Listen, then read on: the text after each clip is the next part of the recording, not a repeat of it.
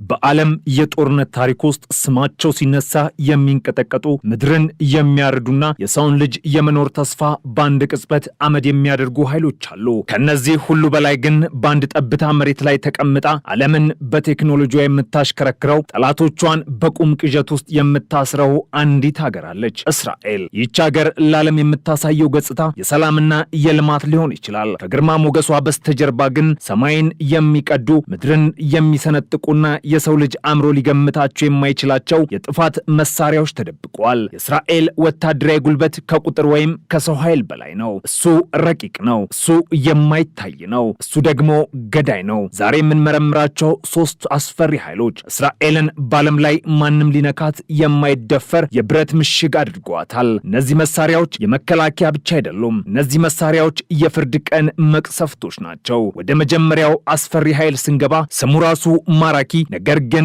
ደም አፍሳሽ የሆነው ደሊላን እናገኛለን። ደሊላ በመጽሐፍ ቅዱስ ታሪክ ውስጥ ሳምሶንን በውበቷ አታላ ለጠላቶቹ አሳልፋ የሰጠችው ሴት ነች። የእስራኤል መሐንዲሶች ይህንን ስም ለሚሳኤላቸው ሲሰጡት በምክንያት ነው። ደሊላ ተራ ሚሳኤል አይደለም። እሱ ተንኮለኛና ገዳይ ነው። በዓለም ላይ ያሉ አብዛኞቹ ሚሳኤሎች ሲተኮሱ በቀጥታ ወደ ኢላማቸው ይጓዛሉ። ደሊላ ግን እንዲህ አይደለም። እሱ ልክ እንደ ንስር አየር ላይ ለረዥም ጊዜ መንሳፈፍና የማንዣበብ ልዩ አቅም አለው። አንዴ ከተተኮሰ በኋላ ለሰዓታት ያህል የጠላትን ሰማይ እያካለለ እየሰለለና እየመረመረ ይቆያል። የሚሳኤል የራሱ አእምሮ አለው። የጠላትን እንቅስቃሴ በትዕግስት ይጠብቃል። ደሊላ አየር ላይ ሆኖ ጠላቶችን በቪዲዮ ካሜራ ይመለከታል። በውስጡ ያለው የላቀ ቴክኖሎጂ የጠላትን የመከላከያ ስርዓቶች አልፎ የመግባትና በጣም ጥቃቅን የሆኑ ኢላማዎችን የመለየት ብቃት አለው። አንድ የጠላት ጦር አዛዥ በምሽግ ውስጥ ሆኖ ሰላም ነኝ ብሎ ሲያስብ ደሊላ ከጭንቅላቱ በላይ በሺዎች የሚቆጠሩ ጫማዎች ላይ ሆና እያየችው እንደሆነ አያውቅም።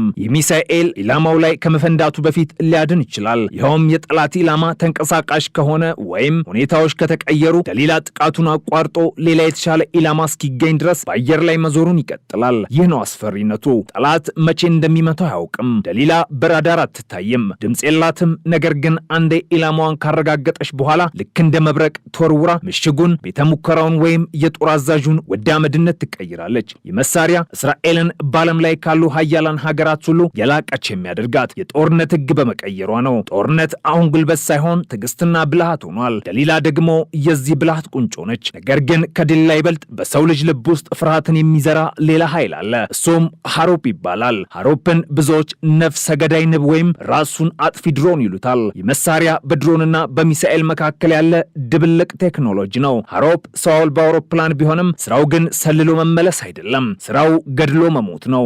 ሃሮፕ እጅግ አስፈሪ የሆነ የስለላና የማጥቃት አቅም አለው። የድሮን ለ9 ሰዓታት ያህል አየር ላይ መቆየት ይችላል። በሺዎች የሚቆጠሩ ኪሎ ሜትሮችን ተጉዞ የጠላትን ግዛት ሰርጎ ይገባል። የሃሮፕ ልዩ ችሎታው ራዳር አዳይ መሆኑ ነው። የጠላት ሀገር ሚሳኤሎችን ለመከላከል ራዳሮቿን ስታበራ ሃሮፕ ያንን የራዳር ምልክት ልክ እንደ ሽታ ይከተለዋል። አንዴ የራዳር ምልክቱን ካገኘ በኋላ ሃሮፕ ራሱን ወደ ሚሳኤልነት ይቀይራል። ሞተሩን በከፍተኛ ፍጥነት በማስነሳት ሰማይን እየቀደደ ወደ ራዳር ጣቢያው ይወረወራል። የጠላት ወታደሮች አደጋው እየመጣ መሆኑን የሚያውቁት ጥቂት ሰከንዶች ሲቀሩት ብቻ ነው። ሃሮፕ በራዳር ጣቢያው ወይም በሚሳኤል ማስወንጨፊያው ላይ ሲጋጭ የሚያደርሰው ፍንዳታ አካባቢውን ወደ ገሃነብ ይቀይረዋል። ይህ መሳሪያ እስራኤልን በዓለም ፊት አስፈሪ ያደረጋት ለምንድን ነው? ምክንያቱም ሃሮፕ መኖሩን ማንም አያውቅም። በጣም ትንሽ በመሆኑና በዝምታ ስለሚበር የጠላት የአየር መከላከያ ስርዓቶች ሊያዩት አይችሉም። ሃሮፕ አንዴ ሰማይ ላይ ከተለቀቀ ጠላት ራዳሩን ለማብራት ይፈራል። ራዳር ማብራት ማለት ለሃሮፕ እዚህ ነኝና መተግደሌን ብሎ ጥሪ እንደማቅረብ ነው። እስራኤል ይህንን ቴክኖሎጂ በመጠቀም የጠላቶቿን ዓይንና ጆሮ ማጥፋት ትችላለች። ዓይንና ጆሮ የሌለው ጦር ደግሞ ለሞት የተጋለጠ ነው። እስራኤል በዓለም ላይ ያላት የበላይነት የመነጨው ከነዚህ አስደናቂ ፈጠራዎቿ ነው። ሌሎች ሀገራት በብዛትና በሰው ኃይል ሲመኩ፣ እስራኤል ግን በጥራትና በአእምሮ የበላይነት ትመካለች። የእስራኤል እያንዳንዱ መሳሪያ ፈጣሪ ነው። እያንዳንዱ መሳሪያ ደግሞ አጥፊ ነው። እነዚህ ቴክኖሎጂዎች የሚሰሩት በሚስጥራዊ ቤተ ሙከራዎች ውስጥ በዓለም ላይ ካሉ እጅግ ብልህ ሳይንቲስቶች እጅ ነው። እስራኤል ማለት ለዓለም የቴክኖሎጂ ምንጭ ነች፣ ለጠላቶቿ ግን የማይታለፍ የሞት አጥር። ሆኖም ግን ከነዚህ ሁሉ የላቀ ዓለምን ሁሉ በአንድነት ሊያጠፋ የሚችል ስሙ ሲነሳ የታሪክ ምሁራንና የጦር ጀነራሎች ትንፋሻቸውን የሚውጡት አንድ ሚስጥራዊ ኃይል አለ። እሱም የሳምሶን አማራጭ ይባላል። ይህ የአንድ መሳሪያ ስም አይደለም። ይህ የመጨረሻው የጥፋት ስልት ነው። የስያሜ የተወሰደ የተወሰደው ከመጽሐፍ ቅዱሱ ሳምሶን ነው። ሳምሶን ኃይሉ ተሟጦ አይኖቹ ጠፍተውና በጠላቶቹ ተከቦ በነበረበት ጊዜ የመቅደሱን ምሰሶች አፍርሶ ከጠላቶቼ ጋር ልሙት በማለት ራሱንም ጠላቶችንም አብሮ ደምስሷል። እስራኤል ይህንን ስም ለስልታዊ ኒውክሌር ፖሊሷ ሰጥተዋለች። የሳምሶን አማራጭ ትርጉሙ ግልጽና አስፈሪ ነው። እስራኤል እንደ ሀገር የመጥፋት አደጋ ቢደቀንበት፣ ሰራዊቷ ቢሸነፍና ጠላቶቿ ግዛቷን ሊቆጣጠሩት ቢቃረቡ እስራኤል ያላትን የኒውክሌር መሳሪያ በሙሉ በመጠቀም መላውን መካከለኛው ምስራቅና የዓለምን ስልታዊ ቦታዎች አብራ ትደመስሳለች። ይህ እኔ ከሞትኩ ዓለም አብራ ትጥፋ የሚል የቁርጠኝነት ውሳኔ ነው። እስራኤል በመቶዎች የሚቆጠሩ የኒውክሌር አረሮች እንዳሏት በሰፊው ይታመናል። እነዚህ መሳሪያዎች በምድር ስር ባሉ ምሽጎች፣ በሰማይ ላይ በሚበሩ አውሮፕላኖችና በባህር ስር በተደበቁ ሰርጓጅ መርከቦች ውስጥ ይገኛሉ። ይህ አማራጭ እስራኤልን በዓለም ላይ ካሉ ሀገራት ሁሉ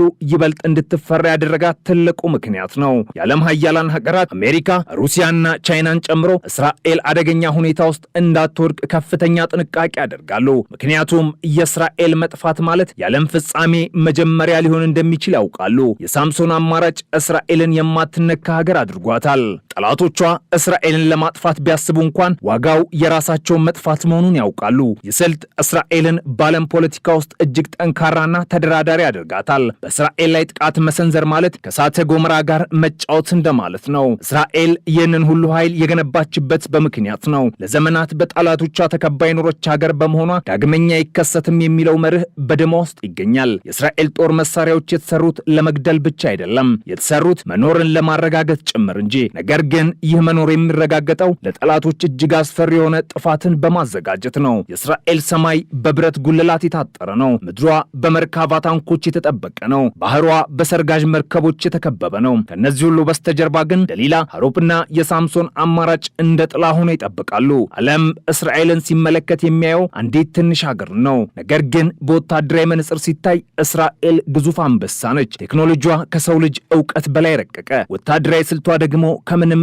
አይነት መከላከያ በላይ። ደሊላ አየር ላይ እያንዣበበች ትጠብቃለች። ሀሮፕ በዝምታ እየበረረ የራዳር ምልክት ይፈልጋል። የሳምሶን አማራጭ ደግሞ እንደ መጨረሻው የፍርድ ቀን ደወል በተጠንቀቅ ቆሟል። ይህ ነው የእስራኤል ጉልበት። ይህ ነው እስራኤልን በዓለም ዙፋን ላይ ያስቀመጣት ሚስጥር። የእስራኤል መሐንዲሶች በቤተ ሙከራቸው ውስጥ ሌሊትና ቀን ሲሰሩ ዓላማቸው አንድ ነው፣ ጠላቶቻቸውን እንቅልፍ መንሳት። አንድ የእስራኤል መሳሪያ ሲፈጠር የዓለም ወታደራዊ ሚዛን ይናወጣል። ደሊላን የመሰለ ሚሳኤል የሌላት ሀገር ሰማይዋን መጠበቅ አትችልም። ሀሮፕን የመሰለ ድሮን የሌለው ጦር ራዳሩን ማብራት አይችልም። የሳምሶን አማራጭ የሌለው መንግስት ደግሞ የህልውና ዋስትና የለውም። እስራኤል ግን እነዚህን ሁሉ ባንድ ላይ ይዛለች። የእስራኤል ወታደራዊ ግርማ ሞገስ በዓለም ዙሪያ ያስፈራል። ይቺ ሀገር ከጥንት ጀምሮ የነቢያትና የነገስታት ምድር ነች። ዛሬ ደግሞ የሳይንቲስቶችና የጀኔራሎች ምድር ሆናለች። የእስራኤል የጦር መሳሪያዎች ታሪክ የሚነግሩን አንድ ነገር አለ። እሱም እስራኤልን መጋፈጥ ማለት ከሞት ጋር ቃል ኪዳን መግባት ማለት መሆኑ ነው። ደሊላ በውበቷ ትገድላለች።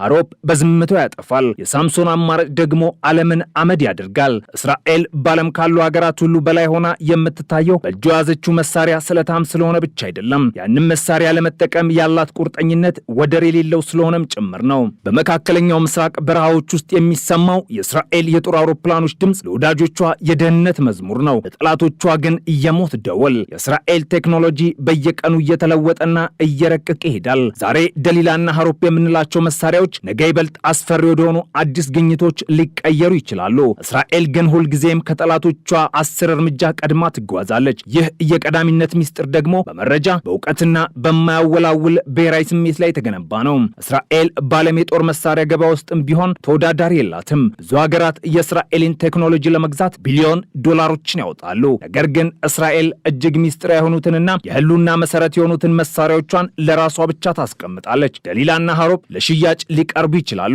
የሳምሶን አማራጭ ግን የእስራኤል ብቻ የሆነ የመጨረሻ ሚስጥር ነው። የሚስጥር ነው እስራኤልን በዓለም ላይ ልዩ የሚያደርጋት።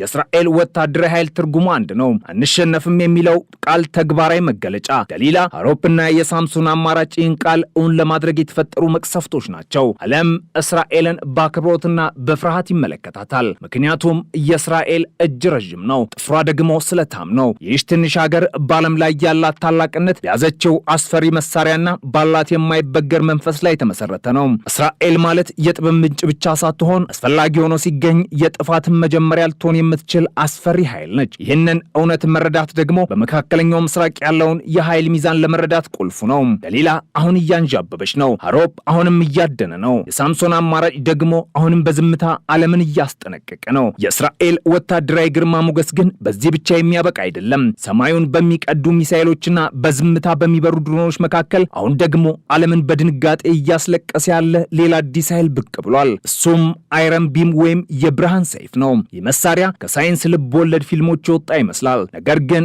የእስራኤል እውነተኛ ቁስ ነው። አይረን ቢም የሚሰራው በባሩድ ወይም በብረት ሳይሆን በከፍተኛ የሙቀት ጨረር ወይም በሌዘር ነው። የመሳሪያ የሚተኩሰው ብርሃን በቅጽበት ጠላትን አመድ ያደርጋል። ድምፅ የለውም፣ ጭስ የለውም። እንዲሁም ማንም ሊያዩ የማይችል የብርሃን ፍጥነት ነው። ጠላት ሮኬት ሲተኩስ አይረን ቢም ያንን ሮኬት በአየር ላይ እያለ በሰከንድ አቅልጦ ያጠፈዋል። የቴክኖሎጂ እስራኤልን በዓለም ላይ የማይደፈር የብርሃን ጋሻ ያላት ብቸኛ ሀገር አድርጓታል። የጠላት ሚሳኤሎች ከእንግዲህ ዋጋ የላቸውም። ምክንያቱም እስራኤል ሰማዩን በብርሃን ሰንሰለት አጥረዋለች። ይህች ትንሽ ሀገር በዓለም ካሉ ሀያላን ሀገራት ሁሉ በላይ ሆና የምትታየው በምድርና በሰማይ ባላት መሳሪያ ብቻ አይደለም። በእጅ በማይዳሰሰውና የማይታየው የሳይበር ጦርነት ሌላው የእስራኤል አስፈሪ መዳፍ ነው። እስራኤል የጠላቶቿን የኤሌክትሪክ ኃይል ማመንጫዎች፣ የባንክ ስርዓቶችና ወታደራዊ መገናኛ አውታሮች ከአንድ ክፍል ውስጥ ሆና ማሽመድመር ትችላለች። ይህ የማይታይ ጦርነት ሀገርን ያለ አንድ ጥይት ማሸነፍ የሚያስችል ጉልበት ነው። የእስራኤል ሳይበሪስቶች የጠላትን ሚሳኤል ገና ሳይተኮስ በኮምፒውተር ቫይረስ እንዲፈነዳ ማድረግ ይችላሉ። ይህ ማለት እስራኤል የጠላቶቿን